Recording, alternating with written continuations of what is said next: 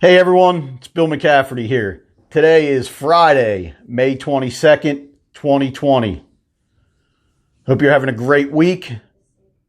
Hope you're wrapping up a lot of good stuff this week because you were productive and you set it up correctly this week. Hope you're staying grounded, and I hope all is well in your world. I can't express that enough. I hope you're staying grounded, and I hope that you're staying safe.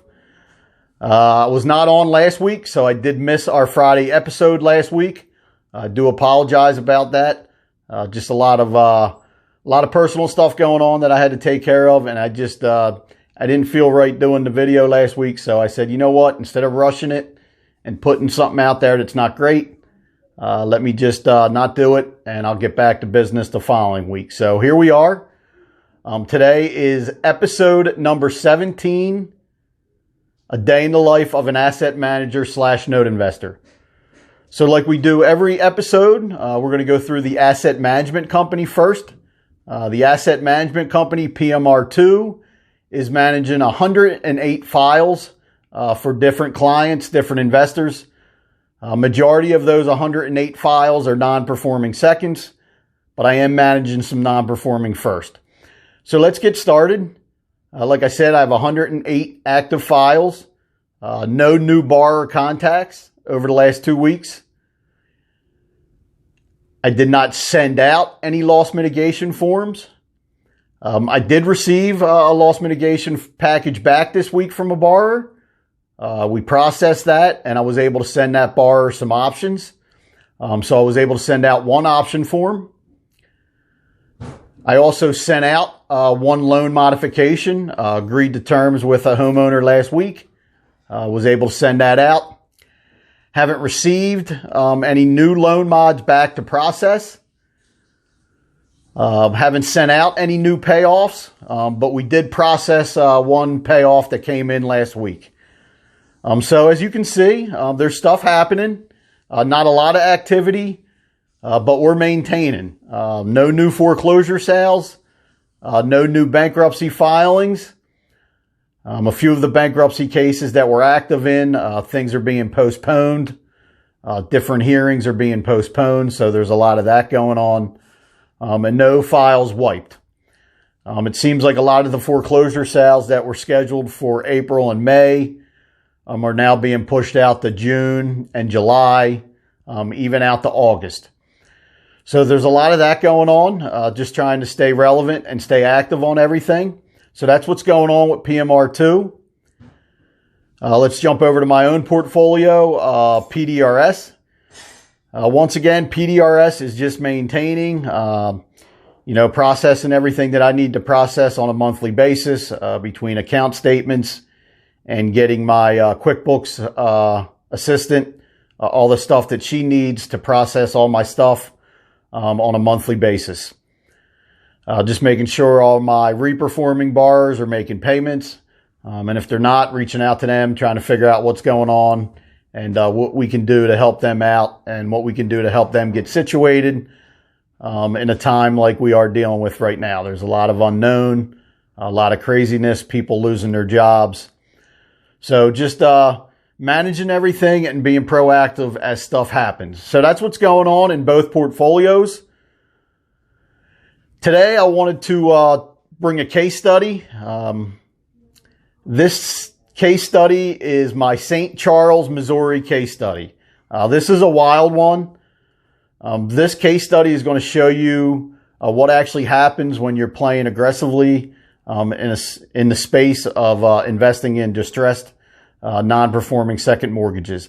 Everything and anything can happen, and that's why I like this space, and that's why, it's a numbers game. You need to play, you need to be active, and you need to continuously be recycling and buying and playing the game into your own portfolio. So this is my St. Charles, Missouri case study from January of 2015. So this is a non-performing second that we bought in Missouri in January of 2015. We purchased a second mortgage, a non-performing second, with a loan balance of $36,000. So $36K was the loan balance. Last payment on the loan was May of 2012. So there was a the payoff was probably closer to like $45,000. So, like I said, we purchased a 36K second. The numbers on this deal, this was an upside down second. So this was a no equity upside down second. Fair market value of the property at the time of the purchase was $180,000. We were getting a read that there was a current first mortgage on this deal, and the loan balance on the first was around $211,000. So as you can see, fair market value $180K, first mortgage $211K. This was upside down, no equity covering our second position. So this case study is going to show you what happens and why you can't get real caught up in your due diligence. You need to make sure you're buying a legitimate lien. You need to make sure you're comfortable with your purchase price. You need to know what you're doing. But this will be a good case study to show you everything and anything can happen no matter how much due diligence you do. So we started legal right away on this case study in January of 2015. Missouri is a fast foreclosure state. Missouri and Georgia are the two fastest and two cheapest foreclosure states. So we were able to get a sale set right away. We had a sale set in April of 2015. So between January 2015 and the sale date set in April, no contact with the homeowner. We reached out. We did our letter campaign. Had a foreclosure sale set. Never heard from the borrower.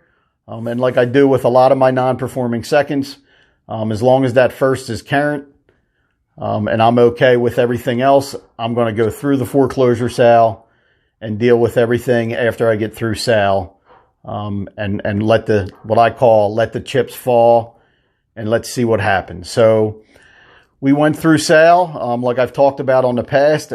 We bid subject to the first mortgage, and we bid based off our second mortgage payoff. So the payoff was around $45K. I think I took this to sale. I bid about $25K subject to the first mortgage. So here we go. Everything looks good. We go through sale. And there was a third party that bought us out at sale. So there's investors that go to these sales and they bid subject to any existing lien that we're taking this through sale at. So this was subject to the $211,000 first mortgage. So that investor, that third party that bid, was aware that there was a first mortgage. Sometimes they're aware, sometimes they're not. So on this one, I'm actually not sure if he was aware or not. So let's just say he wasn't aware. He maybe thought we were a first mortgage, or some of these investors just don't have all their data when they go to sale. So we go through sale and we get bought out by a third party. So that day I'm in talks with my attorney, and my attorney says, you were bought out for $45K. There's going to be some legal costs and some foreclosure sale costs. But when all settles and done, we're going to send you the proceeds. And it's probably going to be around $41, $42K. I said, great. Later that day, I got a call from my attorney saying that all of a sudden, a homeowner is calling saying, hey, you just sold my house at a foreclosure sale, and you're the second mortgage. I have a first mortgage. You know, what's going on with this? And then there's also the third party investor saying, hey, I took this to sale, and I'm not, I bought this at sale, and I'm not seeing any indication on title of a first mortgage. So we have a big mess here. So what actually went down is there is actually a first mortgage on this property that the homeowner's been paying on this whole time.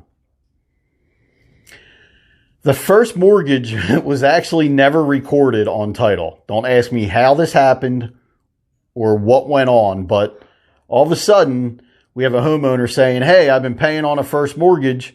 Here's a subordination agreement that I signed years ago that should have put the first mortgage in first position and put your mortgage in second position. Well, a subordination agreement is basically an agreement that a lender is asking another lender to sign off on to put them into the right position for whatever reason. Maybe a document wasn't filed correctly. Maybe both mortgages were taken out at the same time, and the second mortgage was recorded first by accident. They realized it later.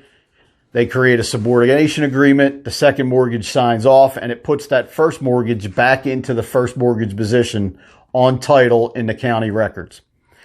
So what appeared and what went down was this homeowner was paying on a mortgage that they thought was in first position. The first mortgage company had a subordination agreement that they never got signed by the second mortgage company. So technically they were never put into first position. Now, if they filed an insurance claim or actually, made a big deal about this, looking into it, they probably could prove that they were the first mortgage and that they're entitled to be in first mortgage position. So what I told my attorney was, hey, we're in first position according to title now, which was a little unclear before we went through sale. But after we went through sale and everybody dug back into it, it appears that we're in first position. So this investor, this third party, did think we were in third position and thought that they were buying a house with tons of equity in it. All of a sudden, we have a homeowner that's being asked to leave the house who's also now saying, hey, there is a first mortgage on this property. So what I told my attorney was, hey, there's an insurance policy on this deal. And if the first mortgage wants this thing to be situated, they need to reach out to the title insurance company, and the title insurance company is going to have to deal with this. Somebody made a mistake along the way, and it wasn't my mistake, and it wasn't my fault.